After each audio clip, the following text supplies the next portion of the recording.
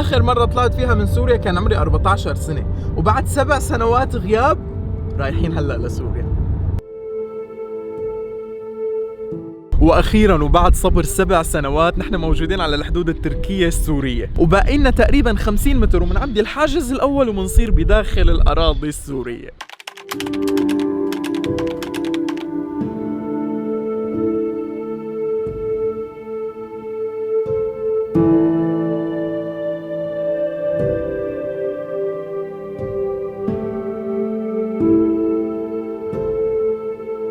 بعد يوم متعب كتير وتنسيق مع أكثر من 10 رجال نحن حاليا متواجدين في الأراضي السورية. هذا البيت اليوم رح يكون مقر إقامتنا إن شاء الله تعالى، وهي العائلة الكريمة هي يلي استضافتنا أول ما وصلنا، ومن بكرة رح نبدأ بحملة أنتو بقلوبنا. وفي ليلتنا الأولى في سوريا رح نبات في هالغرفة الجميلة هي. الله يعطيكم ألف عافية يا شباب.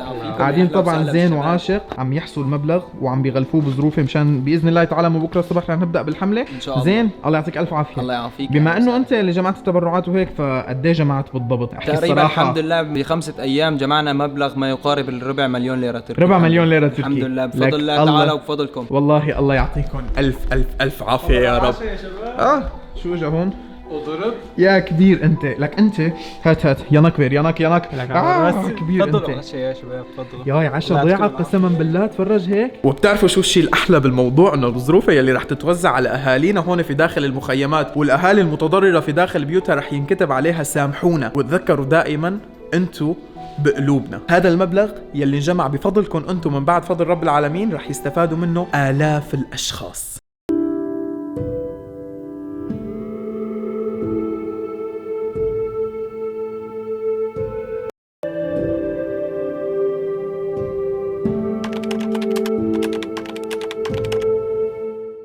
شوف عملت لكم قهوة بيدي، يلا قوموا يلا عندنا شغل. صباح الخير زين. صباح النور. زين انت قديش صار لك ما شفت اهلك؟ صار لي شي 5 سنين معك. 5 سنوات ما؟ انت بتعرف انه اهلك من هون اذا دخلنا على اليسار 20 دقيقة بتصير عندهم؟ نعم مع الاسف. بس وببداية رحلتنا جينا مع الشباب هيك على مركز ايواء تحت الارض، قالوا لنا انه بيضم اكثر من 60 عائلة، تعالوا خلينا ننزل ونشوفه سوا.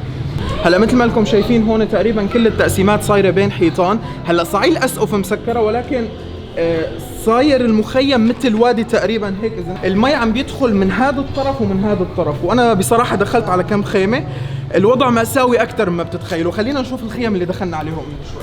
طبعا هذا المخيم بضم كان اكثر من 80 عائله استاذ. هون كان في 80 عائله. نعم بس بموضوع المي اللي طايفه عم تنزل المي في مثل ما لكم شايفين الناس عايشين بهالمناطق هي. طبعا هلا كان هيك يعني وانت دافي ببيتك في ناس قاعدين يعني هيك. تعال يلا تعال طبعا الارض هون كلها مي. فول خليكم بالاضويه. الله يعطيكم العافيه خالتي. ان شاء الله تكونوا بخير يا رب. الحمد لله والله. فطوركم غداكم عشاكم نومتكم شلون عم بتصير هون؟ فهموهم للناس. شي والله ابوي راح جابنا شلينا ما راح جابنا والله ما عندنا شيء. انتم الله وجودكم. الله يسعدك يا رب. طيب فطرتوا اليوم ولا لا؟ اليوم ما فطرنا والله الله وجودكم. ما فطرنا زيتون وفطرنا من الرزق الجاهز. اهل الخير برا كتار. اي والله اهل الخير كثير. الحمد لله والله على راسي والله وجودكم. الخيمة الثانية جينا الاسم الكريم عبد العزيز طيار. ابو ايش؟ ابو الحجي. احلى ابو الحجي. شو الاخبار؟ الحمد لله. شو هالتدفئة الجميلة عنكم؟ بيرين والله زيتون عجي زيتون والله مشان هالولاد يعني. الله عم تعملوا قهوة هون ولا لا؟ لكن شنو ما بنعمل قهوة. الله ما تضيفونا طيب فنجان قهوة؟ العيونك في شاي. الله يسلمك. في شاي. الله يسلمك والله الله يرزقك ابن كرم انت. كم ولد عندك؟ 3 اولاد الله يخلي لك. 3 اولاد. وش قد صار لكم عايشين في هالخيمة هي؟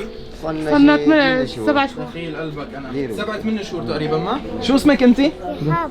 رحاب كيفك؟ الطيار. شو الاخبار؟ الحمد لله. مبسوطة؟ عم تدرسي ولا لا؟ لا اليوم ما في والله دراسة. اليوم ما في دراسة بس بالعادة عم تدرسي ما؟ ما في مدارس. عمرك انت رحاب؟ ما في مدارس والله. 6 سنين. فرجيني ايدك. لا 5 تمام. دقيقة تعي شوي. فرجيني ايديكي. 5 سنوات تمام.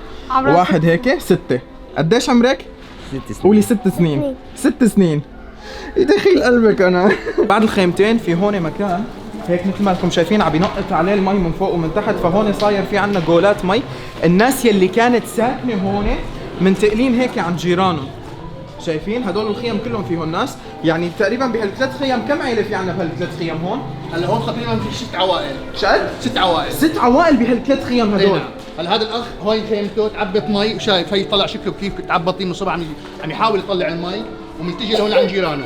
هلا هون مثل ما انكم شايفين هي هيك مناطق هون الناس ساكنه، يعني هون في بشر، هون في بني ادمين هيك مثلكم ساكنين هون بهدول المناطق. انتم بس عرفوا نعمه يلي بايدكم، يعني قبل ما هيك تشفقوا على هالناس عرفوا كل واحد نعمه يلي بايده. هلا هذا العازل تفرج، ايه بس كله مي، فيه مي. الناس كراتين مشان موضوع المي. تفرج هذا هيك ما وتحته كراتين. شايف هي المي، هي كلها المي هون. حسبي الله ونعم الوكيل، حسبي الله ونعم الوكيل. ما نشفت يعني شوي ولسه هلا ناشفه، يعني لسه هلا الدنيا صار لها يومين ثلاثه شمس، المي ناشفه. انتم متخيلين وقت يصير في مطر وقت يصير في مي هالناس كيف رح تقدر تعيش هون؟ حسبي الله ونعم الوكيل.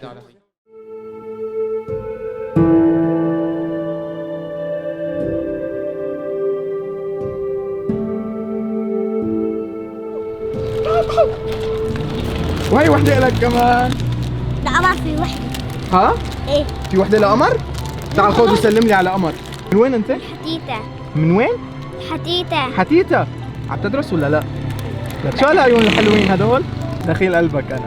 ومن بعد ما خلصنا مركز الايواء الاول هلا اجينا على مركز الايواء الثاني. هذا المركز فيه ما يعادل ال 30 عائله، 30 عائله قاعدين ما راح لكم بيوت يعني، ولا تنغروا بالحيطان. تعالوا شوفوا شو عم بيصير بقلب الخيام. يعني بداية بالاستفتاحية مثل ما انكم شايفين هذا هو الممر، الناس عم بتروح وبتجي من هون كل يوم. تعالوا شوفوا قلب الخيمة شو عم بيصير. هون في خيمة عايشين فيها زوج وزوجته وفي معهم أطفالهم. الريحة أنا ما بقدر بوصف لكم إياها أبداً، لأنه هدول البواري اللي فوق كلهم بواري صرف صحي، فالروائح يلي عم تطلع يعني مو طبيعية. يا ريت في هيك جهاز أقدر أنقلكم الريحة وفرجيكم الناس كيف عايشة هون. تعالوا يلا ادخلوا. هاد هون عايشين هون بالله كم شخص انتو اختي؟ ايه كم شخص انتو؟ 5 أشخاص. 5 اشخاص عايشين هون صح؟ يعني هون عم بيناموا 5 اشخاص بهاي الخيمة، عم بينقط عليهم المي من فوق ليل نهار. في هون بوري صرف صحي ما بعرف مفتوح ونازل عليهم. والله العظيم انا يعني ما بقى يعني ما فيني طاقة احكي على الشيء اللي شفته. والله مو طبيعي، قسما بالله مو طبيعي. يعني انتم متخيلين انه الناس عايشين تحت بوري صرف صحي؟ انتم متخيلين انه هالريحه انا والله ما عم بعرف ايمت بدي اطلع. في ناس هذا بيتهم لك هون عايشين. هون بتلم الكراتين من الشارع مشان تدفع عليهم اخر النهار. هذا مكان الكراتين وهيك؟ ايه بيجيبوا كراتين ووسخ من الكراتين يدفعوا عليها. يعني شايف بيجمعوا الوسخ يطلعوا بيلموه من الشارع. الله الله الله الله. هون هذا بيجمعوا هدول مشان يدفعوا عليها. اي نعم. طيب هلا هي المناطق هون المي عم تنزل عليهم من فوق. طيب ما شلون؟ من هون؟ ايه حسبي الله ونعم الوكيل. طيب ما في اي حل. ليش ما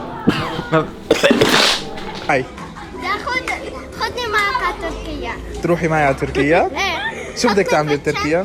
الزور خدها. ليش تعبانه هون؟ والله انا ماني حابة تعمل ديروا معك على تركيا. لك تكرم عينك حطك بقلبي. بدك تروحي كثير حابة تركيا؟ ايه في اخوي هونيك. بدك تشوفيه يعني؟ وين مقيم بتركيا؟ ما بعرف.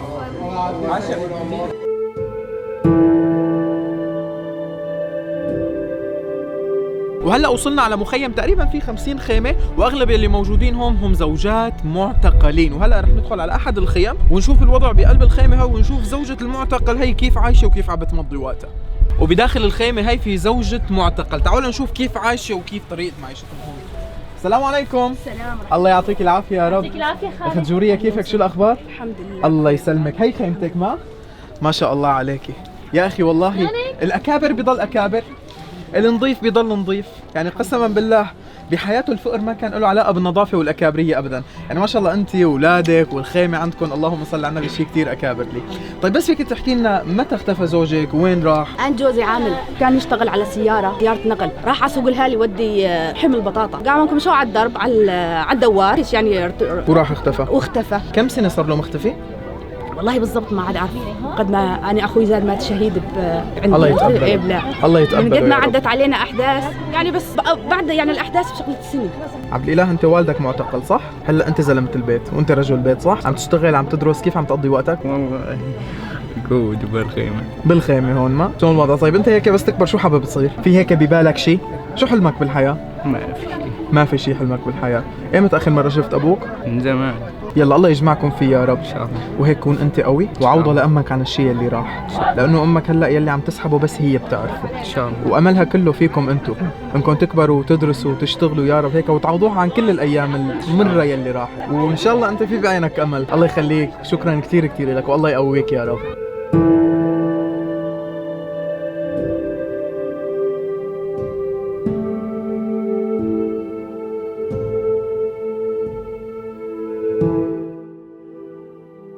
وهي بيت تاني، ومثل ما لكم شايفين تقريبا تقسيم حجري عاملينه هيك كمان. اللي موجود جوا هي زوجة معتقل، الناس عايشة هون. يعني هذا بيت زوجة معتقل، زوجها تقريبا صار له أكثر من 5 سنين غايب. وأساسا والله وقت سألتها أنت زوجك من متى معتقل ما عرفت تجاوبني، ما قدرت تجاوبني. عم تحاول تتذكر قديش صار لها ما شايفة زوجها، وعندها 8 أولاد. يعني تخيلوا أنتم يرعاكم الله، وساكنة هون. يعني المطر والبرد عم ياكل من جسمهم أكل. أنا قبل ما أجي لهالطرف هاد والله العظيم ما كنت متخيل ولا 1% إنه ممكن نشوف هالمناظر هاي، ولكن الواقع أسوأ بكتير من ممكن أي كاميرا في العالم تقدر تجسد لكم المعاناة يلي عم بيعانوها الناس هون. بالزيتون، بالبندورة، بالبطاطا كنت اشتغل. هلا يعني تشادر من فوق ما في والله مملخ، كله مملخ، كل بيج هيك يعني فوت علينا هون. طيب ما قدرت تجيبي بس هيك تديني حق باب بس تسكري عليكم انتم؟ والله العظيم ما عندي اشتري ذا، لا عندي خرجي، لا عندي حق باب، والدين طيب ما عم يجيكم هون منظمات شيء؟ والله ما حدا بيعطينا شيء. يعني كل فترة كل شهرين 3 بتطلع لنا شغلة بنبيعها بوفي قسم من الدين.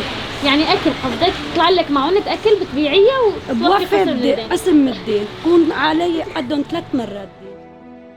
أنا اليوم ولدت من جديد. أنا اليوم عرفت شو يعني إنك تكون إنسان. أنا اليوم عرفت قيمة أصغر النعم اللي في إيدي. أنا اليوم عرفت قيمة الخبزة البايتة يلي أساسا نحن ما بناكلها ومنكبها ورا الباب. أنا اليوم عرفت قيمة حيطان بيتي. بتعرفوا شو يعني وقت دخلنا على مخيمات الإيواء دقيقتين بس ما قدرنا نضل جوا من الروائح؟ بتعرفوا شو يعني وأنت نايم البرد والمطر يدخلوا عليك من تحت الخيمة هيك، وأنت أساسا مالك عارف أنت ليش هون وأنت ليش عايش هون؟ الشيء اللي واجهناه اليوم بمدينة عفرين ويلي شفناه اليوم بمراكز الإيواء بالمخيمات بيأكد لنا شغلة واحدة بس، إنه نحن منا بخير.